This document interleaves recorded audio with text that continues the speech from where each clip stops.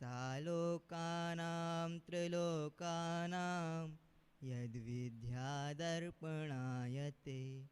सर्वज्ञ शासन जयवंत वर्ते निर्ग्रंथ शासन जयवंत वर्ते। यही भाव अविच्छिन्न रहता है मन में सर्वज्ञ शासन जयवंत वर्ते। शासन नायक देवाधिदेव भगवान महावीर स्वामी की।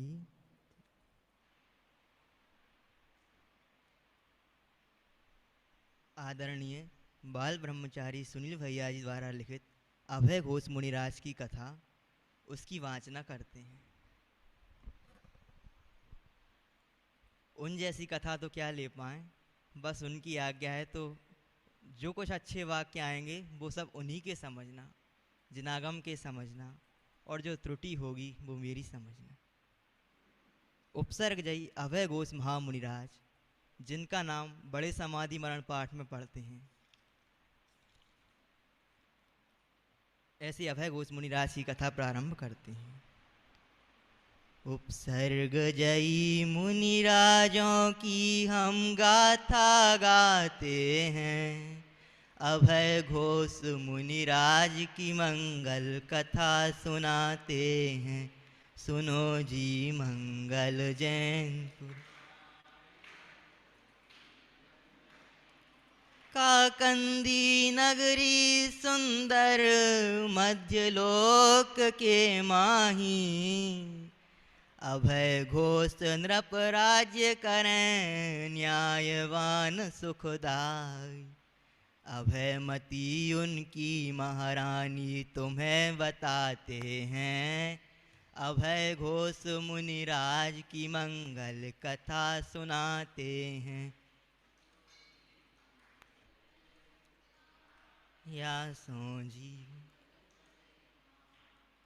मध्यलोक, मध्यलोक में काकंदी नाम की एक नगरी, उस काकंदी नगरी के महाराजा का नाम अभय घोष था और उनकी अभयमती नाम की एक महारानी थी। जैसे काकंदी नगरी के राजा का नाम अभय घोष है, वैसे ही यहाँ भी कोई राजा है। बोलो उस राजा का नाम क्या है? जीव राजा। जैसे काकंदी नगरी के वर्णन में उस अभय घोष राजा का वर्णन नहीं आता, वैसे ही इस देह के वर्णन में इस जीव राजा का वर्णन नहीं आता। तो अभयमती महारानी थी उनकी। और क्या होता है, एक दिन वो राजा वन भ्रमण को जा रहे थे। एक दिवस नृप वन भ्रमण को जा रहे भाई, आत्मस्वरूप में ना रमो तो भ्रमणा हो भाई। वो राजा इतनी विशाल नगरी तो भी वन भ्रमण के लिए जा रहे हैं। पुराणकार उपदेश देते हैं कि आत्म स्वरूप में रमणता नहीं होगी तो भ्रमणा होगा ही, और उस भ्रमणा के मिटाने का उपाय आत्म स्वरूप में रमणता ही है।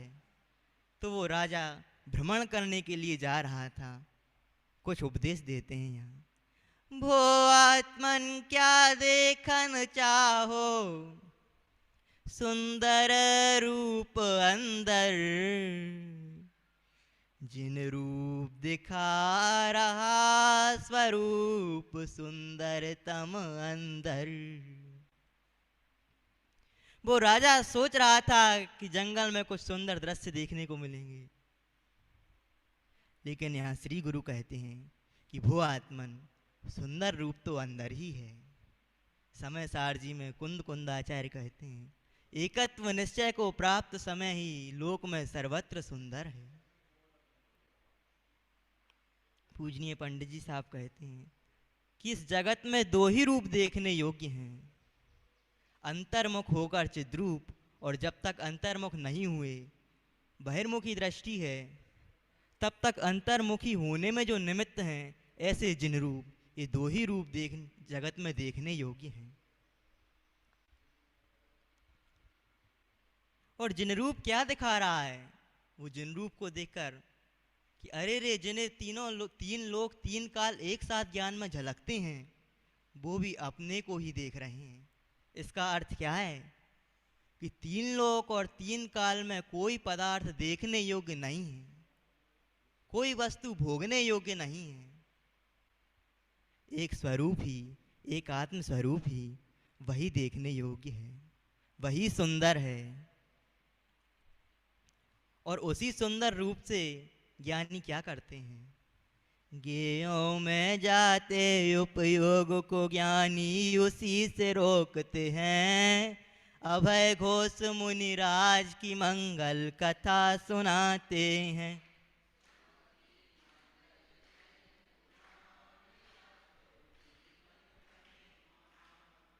वो नृपति भ्रमण के लिए जा रहा था, तभी क्या प्रसंग बनता है।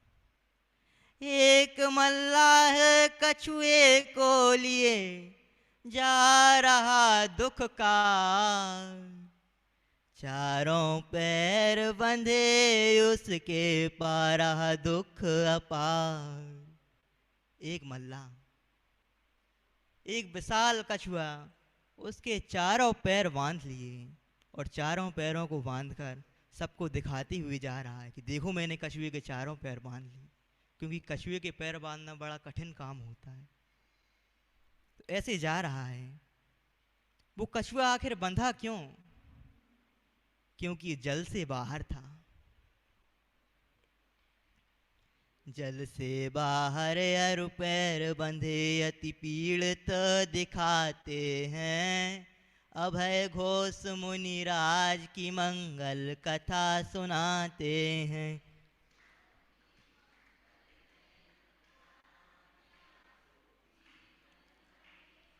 अत्यधिक तड़प रहा है वो कछुआ। यहां भी कोई कछुआ तो नहीं है। ये कैसी बात करते हो? राजा की तो बात हो गई कि जीव राजा है, क्या कछुआ भी है यहाँ कोई?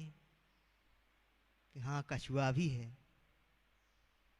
अतीन्द्रिय आनंद सरोवर से बाहर प्राणी, मोह रूप मल्लाह बांधे अति दुखित प्राणी।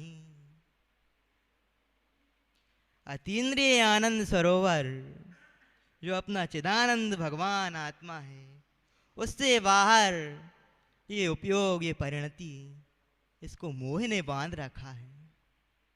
जैसे वो कछुआ जल से बाहर आया, अपनी ही भूल से बंधा है, वैसे ही मोह ने कोई जबरदस्ती नहीं बांध रखा। ये अपने अतीन्द्रिय आनंद को छोड़कर, चिदानंद द्रव्य को छोड़कर नाना गेयों में भटकता है, नाना विषयों में अपना उपयोग रमाता है, मोह के द्वारा बांधा जाता है। वो कछुआ जितने दुख पा रहा है वो तो बहुत थोड़े हैं, लेकिन उस कछुए से भी अनंत दुख इसे दिखाते हैं। अभय घोष मुनि आज की मंगल कथा सुनाते हैं।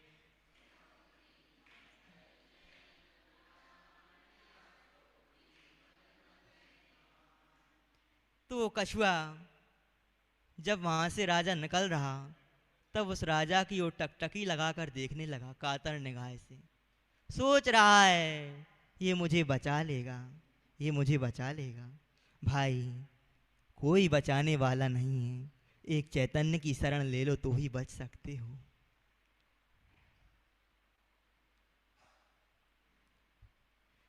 और जब राजा की नजर उस कछुए पर पड़ी तो क्या करता है? नजर पड़ी नृप अभय घोष की, तलवार चलाई, कट गए पैर कछुए के, तड़प तड़प दुख पाए। वो राजा को ना जाने क्या भाव आया, कौतूहल बस उसने तलवार उठाई और उस कछुए के पैरों पर चला दी।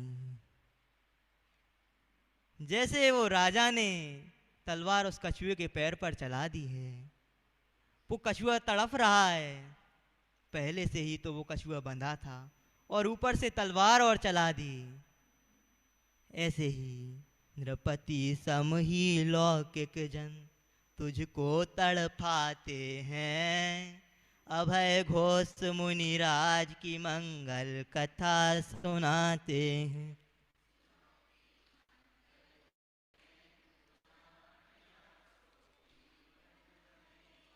कैसे तड़पाते हैं वो लौकिक जन? पहले ही बंधन में पड़े दुख पा रहा भाई, उसमें भी विषय साधन दे दे मैं दुखदाई। जैसे उस कछुए के पहले से ही पैर बंधे थे, पहले से ही दुख पा रहा था, और उस राजा ने उसके पैरों पर तलवार और चला दी, तड़फड़ाने लगा। ऐसे ये जीव मोह से पहले से ही बंधा है। मोह रूपी भार से, मोह रूपी महाभूत से भार वहन करा रहा है, इस मोह से बंधा है। और उसमें भी जो लौकिक जन है वो विषय साधन दे देकर और तड़पाते हैं। विषय साधन दे देकर उसी की बातें करते हैं, विषय साधनों की। तुम कहोगे कि बहुत गर्मी हो रही, बहुत गर्मी हो रही, सामने वाला कहेगा हाँ सही कहते हो। वो बताएगा अरे इस पंखे से क्या, एसी में जाओ, वहां कोई गर्मी नहीं। विषय साधन दे देकर तड़पाते हैं। ये विषयों के साधन तेरे संयम का घात करने वाले हैं। अब श्री गुरु क्या कहते हैं? रहना इनसे दूर ही। किनसे? इन लौकिक जनों की संगति से, इन लौकिक जनों से जो तुझे तड़पाते हैं, विषयों के नाना प्रकार विषयों के साधन देते हैं। रहना इनसे दूर ही श्री गुरु समझाते हैं। अभय घोष मुनिराज की मंगल कथा सुनाते हैं। सुनो जी मंगल।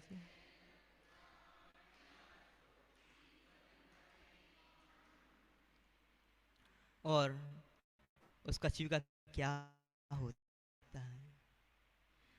भवितव्यवश काम निर्जरा कछुए ने करी। हुए शांत परिणाम मनुष्य पर आय मिली खरी। उस कछुए ने कोई भवितव्य अच्छी थी तो अकाम निर्जरा करी। अकाम निर्जरा अर्थात क्या? भोगने की इच्छा ना होने पर भी शांतिपूर्वक उस उदय को भोग लेना। इस प्रकार अकाम निर्जरा करके वो कछुआ उसी राजा के घर में पुत्र रूप में उत्पन्न हो जाता है। आज जिसे मार रहे कल वही पुत्र बन जाए। फिर उसको सर्वस्व समर्पण करना तुझको भाई। आज तुम जिसे मार रहे हो कल वही तुम्हारा पुत्र बन जाए।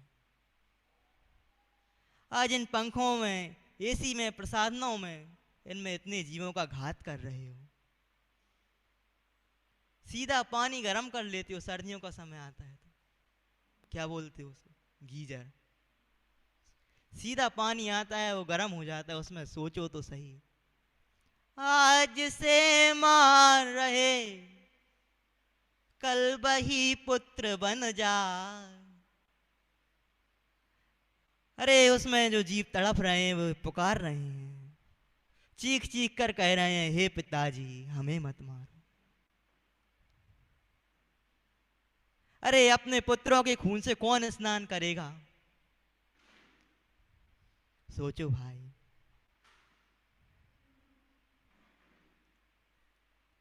किसी से बैर भाव न रखना श्री गुरु समझाते हैं। अभय घोष मुनिराज की मंगल कथा सुनाते हैं।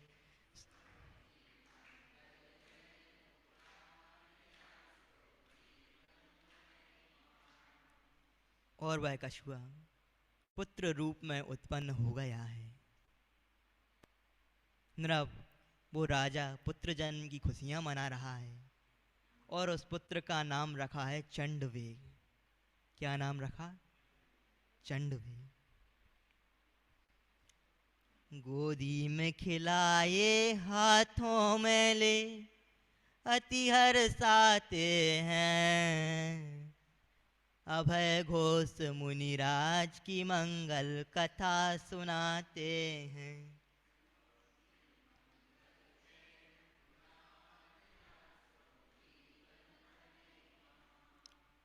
लेट आने वालों के लिए थोड़ा दोहरा देते हैं। अभय घोष मुनिराज की कथा चल रही है। इस मध्य लोक में काकंदी नाम की एक नगरी, उसमें अभय घोष नाम के राजा निवास करते थे। उनकी महारानी का नाम अभयमती था। एक दिन वो राजा वन भ्रमण के लिए जा रहे थे, तभी एक मल्लाह एक कछुए के चारों पैर बांधे हुए उसे लोगों के सामने दिखाते हुए ले जा रहा था। देखो मैंने कछुए के पैर बांध लिए। तभी उस राजा को जाने क्या सूझा और उसने तलवार चला दी। कछुए के चारों पैर कट गए और वही कछुआ उस राजा के घर में पुत्र रूप में जन्म हुआ उसका, जिसका नाम रखा चंडवेग। पूर्व में जिसके पैर काटे वही आज है पुत्र, रख गोदी माही जिसको हर्षित था चेत। वो राजा उसे गोदी में लिए हैं, उसे खिला रहा है और सोच रहा है कि बुढ़ापे में जब मुझसे चलते नहीं बनेगा तब ये हाथ पकड़कर मुझे चलाएगा। अरे हाथ पकड़ चलाया गया हाथ ही काट देगा। भवितव्य तो केवल ही जानते हैं। अज्ञानी नाना प्रकार के विकल्प करते हैं, पर वो विकल्प निरर्थक ही होते हैं। स्वानुभव पत्रावली में आता है कि विकल्प पर के लिए अकिंचित कर हैं, अर्थात पर में अपने विकल्पों से कुछ भी परिवर्तन होने वाला नहीं है और स्वयं के लिए अनर्थकारी हैं। तो ऐसे मिथ्या विकल्प वो राजा सोच रहा था कि ये पुत्र मेरा बुढ़ापे में सहारा बनेगा। भविष्य क्या होगा ये तो केवल ही जानते हैं, अभय घोष मुनिराज की मंगल कथा सुनाते।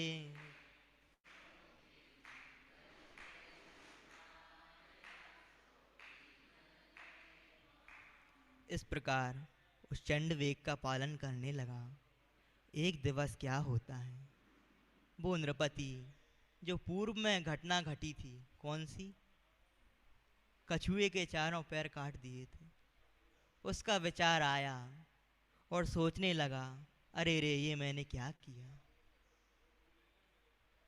पश्चाताप करने लगा। पूर्व घटना को याद कर नृपति पछताया, अभय घोष होकर भी मैंने कैसा पाप किया। नाम तो क्या? अभय घोष, अर्थात अभय की घोषणा करने वाले। और अभय घोष होकर भी मैंने उस कछुए के चारों पैर काट दिए। उसका क्या दोष था आखिर? इस प्रकार पश्चाताप करने लगा। अज्ञानी पश्चाताप करते हैं, ज्ञानी प्रायश्चित लेते हैं। वह राजा क्या करता है, पूरे राज्य में उसने अहिंसा की घोषणा करवा दी कि इस राज्य में कोई भी किसी जीव को दुख नहीं देगा, और यदि देगा तो वो राजदंड का अधिकारी होगा। जितने पशु आदि बंधन में थे उनको खोल दिया। सभी प्राणी अभय वर्तें, छाई खुशियां चाहूं, अहो अहिंसा मई जिन शासन की महिमा चाहूं। इस प्रकार चारों ओर अहिंसा अभय की घोषणा कर दी। इसी कारण से उसका अभय घोष नाम पड़ गया, वही प्रसिद्ध हो गया। मूल नाम का तो पता ही नहीं। और सुखपूर्वक उस राज्य में अपने दिन बिताने लगते हैं। तभी एक दिन रात्रि में नृप अपनी छत पर जाकर चंद्रमा की शोभा को निहार रहे थे। निहार रहे चंद्रमा को उज्ज्वलता सो है। कैसी उज्ज्वलता, कैसे निहार रहे थे वो नृपति? चैतन्य चंद्र को लख ज्यों ज्ञानी जन मोह है। जैसे चैतन्य चंद्र को देखकर ज्ञानी जन मोहित हो जाते हैं, उसमें रमण का भाव आने लगता है, प्रसन्न होते हैं। उसी प्रकार वह अभय घोष नृपति चंद्रमंडल की उज्ज्वलता को निहार रहा है, किंतु क्या कहते हैं? पर चंद्रमंडल की उज्ज्वलता क्षणिक दिखाते हैं। अभय घोष मुनिराज की मंगल कथा सुनाते।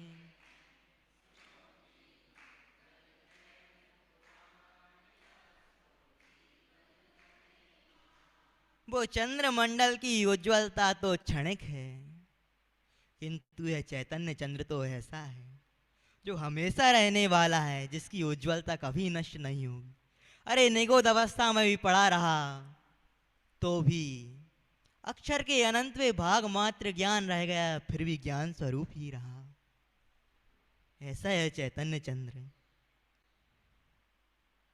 और निहारते निहारते प्रकृति को निहार रहे हैं, उस चंद्रमा को निहार रहे हैं। क्या होता है उसी समय? उसी समय ग्रहण लग गया, काला पड़ गया चांद। देख दशा उसकी नृपति करें विचार सुख कंद। निहारते निहारते ग्रहण लगा और वो चंद्रमा काला पड़ गया। नृपति सोचने लगे कि जैसे चंद्रमा पर ग्रहण लगा है, ऐसे ही इस राज्य पर भी ग्रहण लगने वाला है, इन विषय भोगों पर भी ग्रहण लगने वाला है। इस इंद्रिय सुख जो वास्तव में तो दुखी ही है, इस इंद्रिय सुख पर भी ग्रहण लगने वाला है, ये रानियों पर ग्रहण लगने वाला है। और क्या विचार करते हैं? कितना समय बीत गया इस पर्याय को भाई, कब मृत्यु रूपी ग्रहण लग जाए दुखदाई। कब मृत्यु आए और कब इस पर ग्रहण लग जाए। नेमी और राजुल के संबंध में कवियों ने कल्पना की है, उनके संवाद के संबंध में। उसमें एक प्रसंग आता है, वो राजुल उनसे कहती हैं, जब वो दीक्षा लेने को जा रहे होते हैं, तब कहती हैं, यह उम्र नहीं तप की, महलों में मौज करो फिर तपवन को जाना। तब वो बड़ा सुंदर सा उत्तर देते हैं। क्या उत्तर देते हैं? जीवन का भरोसा क्या, मौत तो सिर डोले हो जाए कब जाना। ऐसे ही वो नृपति विचार कर रहे हैं कि कब मृत्यु रूपी ग्रहण इन पर लग जाएगा, कोई नहीं जानता। कोई नहीं जानता मतलब सर्वज्ञ भगवान तो जानते ही, वो नहीं जानते, ये लौकिक जन नहीं जानते। ऐसा विचार कर विरक्त होकर संसार की अनित्यता को देखा, किंतु मात्र संसार की अनित्यता को देखकर विरक्तता नहीं आई। संसार की अनित्यता, असारता, असरणता, इनको देखकर भय तो हो सकता है, किंतु वैराग्य नहीं। वैराग्य तो स्वभाव की नित्यता को देखकर होता है। कर विचार दीक्षा लेने को नृपति चल देते हैं, अभय घोष मुनिराज की मंगल कथा सुनाते हैं, सुनो जी मंगल।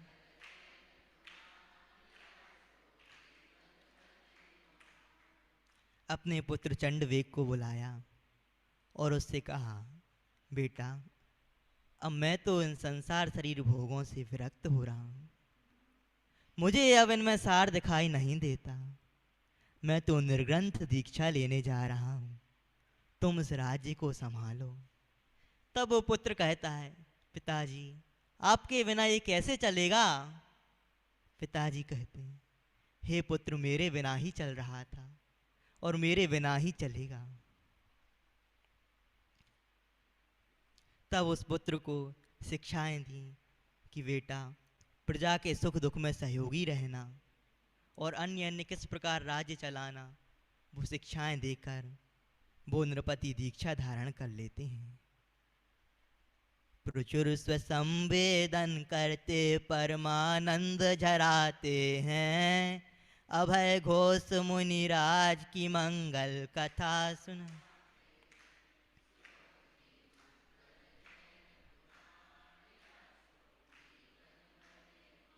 बोलो अभय घोष महामुनिराज की। एकाकी हो कर विहार, ज्ञायक प्रभो आधार, कर्म कर्म फल सो न्यारा, ध्यावें ज्ञायक अविकार। धन्य दशा लख अनेकों भव्य ज्ञायक को भाते हैं, अभय घोष मुनिराज की मंगल कथा।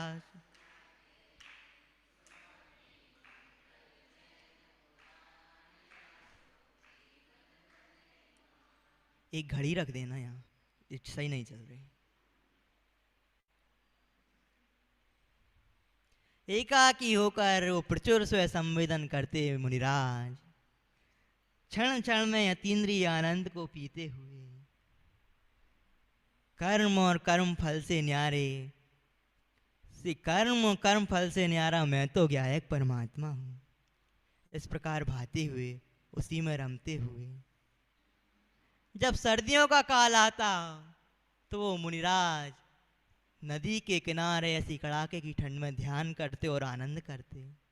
गर्मियों के समय में पर्वतों पर जाकर, जहाँ सूर्य ऊपर से सूर्य तपता, उस जगह जाकर जब ध्यान करते और आनंद करते, तब अनेकों भव्यों ने देखते और महिमा लाते, अहो कैसे हैं ये मुनिराज, हमें तो यहाँ इतनी प्रतिकूलता लगती है और ये तो यहाँ आनंद कर रहे हैं। धन्य है वो ज्ञायक जिसके आश्रय से ऐसा आनंद प्रकट होता है। एक दिवस क्या होता है, वो मुनिराज विहार करते करते उसी काकंदी नगरी के वन्य प्रदेश में आकर विराजमान होते हैं।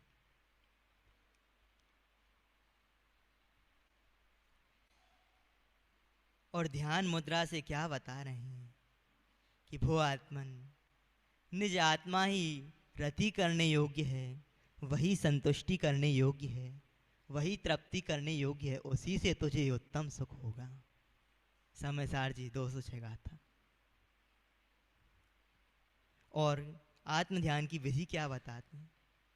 कुछ भी चेष्टा नहीं करो, नहीं कुछ बोलो भाई, नाही कुछ चिंतन करो, रमो सदा उर्मा। माँ चिट्ठा माँ जंप 56 नंबर ही कहा था। आत्म ध्यान की मंगलमय विधि यही दिखाते हैं, अभय घोष मुनिराज की मंगल कथा।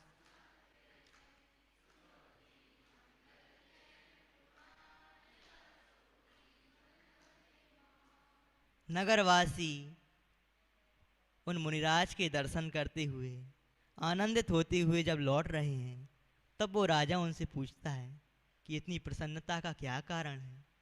तब वो कहते हैं कि हे महाराज, आपको खबर नहीं, हमारे इस नगर के पूर्व महाराजा और आज 3 लोक के महाराजा ऐसे अभय घोष महामुनिराज निकट ही विराजमान हैं। ऐसा सुन वो नृपति भी सोचता है कि मैं भी दर्शन को जाऊंगा, पिताजी आए हैं, मैं भी दर्शन को जाता हूँ। और दर्शन को पहुंचता है, लेकिन देखते ही क्या होता है, जैसे ही उस नृपति की नज़र पड़ी, सोचने लगा इन्हें तो मैंने कहीं देखा है, इन्हें तो कहीं देखा है, कहीं देखा है, ऐसा सोचने लगा। अरे मूर्ख, कहीं देखा है क्या? इन्हीं ने तेरी अंगुली पकड़कर तुझे चलना सिखाया है। लेकिन पुत्र चंड वेग तभी उसी थान आया, देख मुनीश्वर को पूर्व भव का सुमरण है आया। सोचने लगा कहीं देखा है, कहीं देखा है। अरे बुरे दिनों को याद मत किया करो। ऐसा सोचते सोचते याद आ गया कि अरे रे, मैं तो कछुआ था, मेरे तो चारों पैर बंधे थे। मैं सोच रहा था कि ये राजा मुझे बचा लेगा, लेकिन इसने तो मेरे चारों पैर काट डाले थे। और क्रोधित हो जाता है। देखो तो एक ही निमित्त वे प्रजाजन तो मुनिराज के दर्शन कर तृप्त हो रहे हैं, हर्षित हो रहे हैं, और वह अज्ञानी, वह चंड वेग्यों ने देखकर क्रोधित हो रहा है।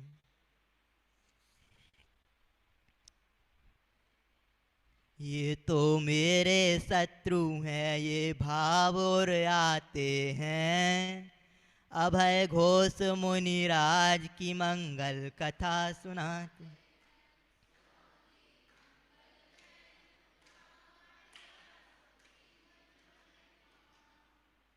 उठा ली है खड़ग,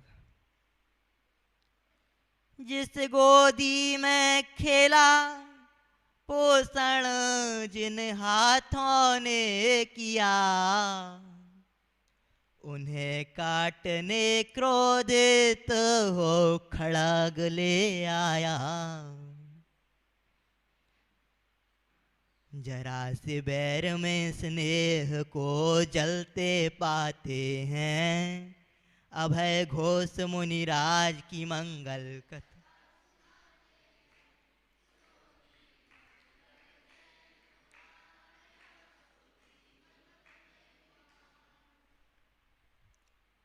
उसे उपकार तो याद नहीं आ रहा कि बचपन से इनने मेरा पालन किया, मुझे अनेक प्रकार की शिक्षाएं दी, राजपद के योग्य बनाया, किंतु क्या याद करने लगा, इसने तो मेरे ऊपर तलवार चलाई थी।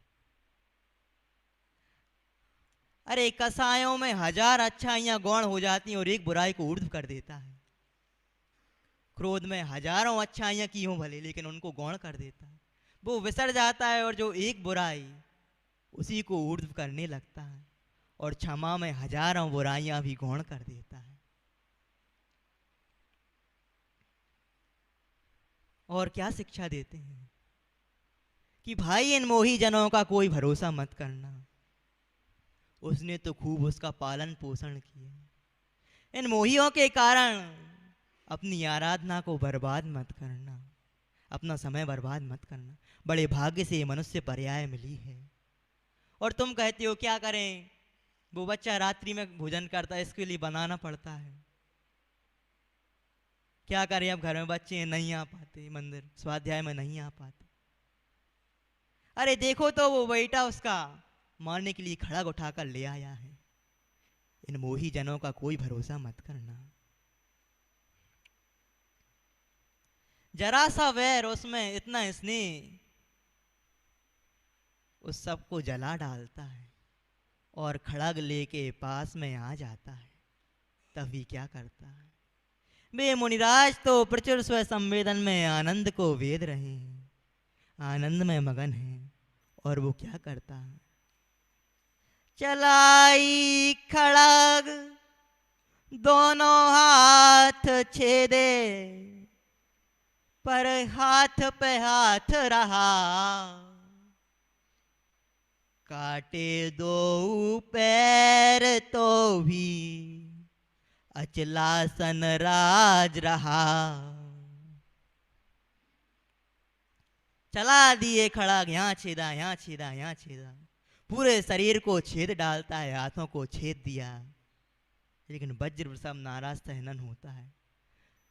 रक्त की धारा निकल पड़ी पूरे शरीर से, लेकिन हड्डियां ऐसी होती हैं कि वो कटती नहीं, टूटती नहीं। हड्डियां निकलने लगी, रक्त की धारा बहने लगी, तो भी हाथ पे हाथ है, अभी भी वो अचलासन राजा है।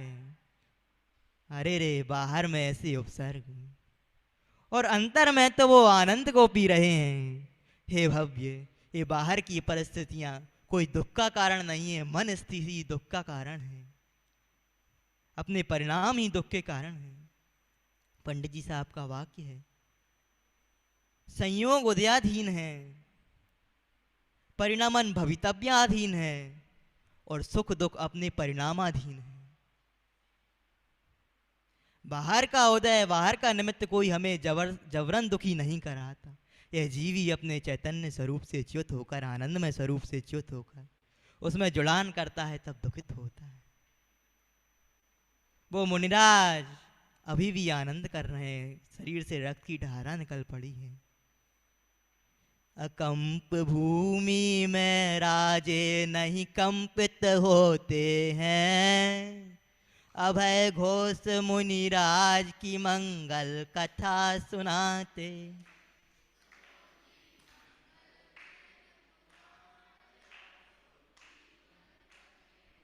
वे मुनीश्वर क्यों विचलित नहीं हुए, क्यों कंपित नहीं हुए? क्योंकि वो ज्ञान मात्र एक अकंप भूमि का आश्रय किए थे। समय सार जी, जो ज्ञान मात्र अकंप भूमि का आश्रय लेते हैं वे साधक होकर सिद्ध होते हैं। तो ऐसी अकंप भूमि में मैं तो मात्र ज्ञान मात्र हूं, उस वेदना के मात्र ज्ञाता। अरे वो वेदना जानने में नहीं आ रही थी, उन्हें तो ज्ञान वेदन में आ रहा था। तभी धन्य मुनीश्वर आत्म ध्यान, धनी परमानंद झरा, कर्म कर्म फल सो न्यारे, ज्ञायक प्रभु को ध्यान। मैं तो इस कर्म और कर्म के फल से न्यारा मात्र जाननहारा, मात्र जाननहारा ज्ञाता प्रभु हूँ, आनंदमय हूँ। उस आनंद में स्वरूप में डूबे हैं। अंतर में तो ये चल रहा है और बाहर में छेदाय या भेदाय को ले जाय नष्ट बने। अरे तन से भिन्न चेतन लखें, उनको नाही दुख। अरे शरीर छिद जाए भिद जाए, किंतु शरीर तो शरीर में ही है, मेरे में नहीं। मैं तो इस शरीर से भिन्न ज्ञान मात्र हूँ, ज्ञान मात्र हूँ। ऐसा वेदन करते हुए उस स्वरूप में आनंद झराते हुए मुनीश्वर घातिया नष्ट कर कैवल्य ले, फिर शिव पद पाते हैं। अभय घोष मुनिराज की मंगल कथा सुना। बोलो अभय घोष भगवान की जय हो। इस प्रकार से वो अभय घोष मुनिराज कहाँ उस कछुए के पैर काटे ऐसे निर्दयी परिणाम, और कहाँ उसी भव से मुक्ति की प्राप्ति। ये परिणाम तो क्षण भंगुर है। मात्र परिणामों को ही देखकर किसी के ज्ञानी अज्ञानी का निर्णय मत करना। इस प्रकार से अभय घोष मुनिराज की कथा संपूर्ण। तन छेदा, क्या तंछेदा पर उपयोग आत्म सोचदा ना ले।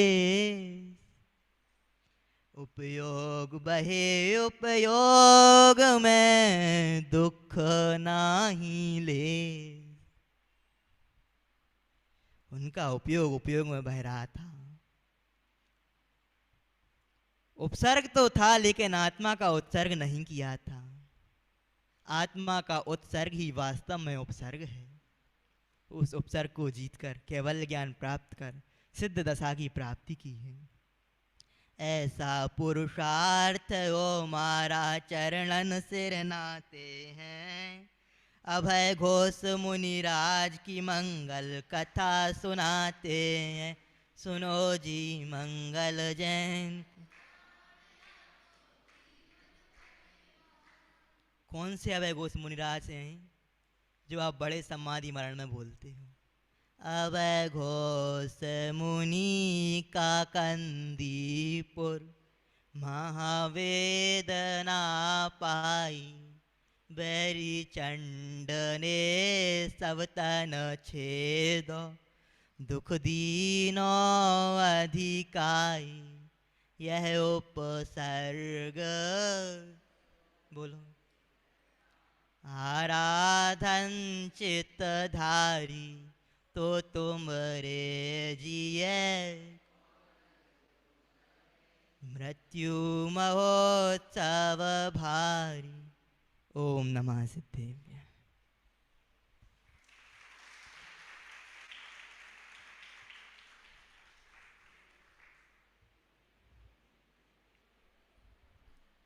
ये सब तो उन्हीं की देन है, मेरा इसमें कुछ भी नहीं। आदरणीय बाल ब्रह्मचारी सुनील भैया जी, उन्हीं के चरणन में जो कुछ उन्होंने सिखाया है उसी को बस आपके सामने उन्हीं वाक्यों को दोहराया है, और मेरा इसमें कुछ भी नहीं समझ।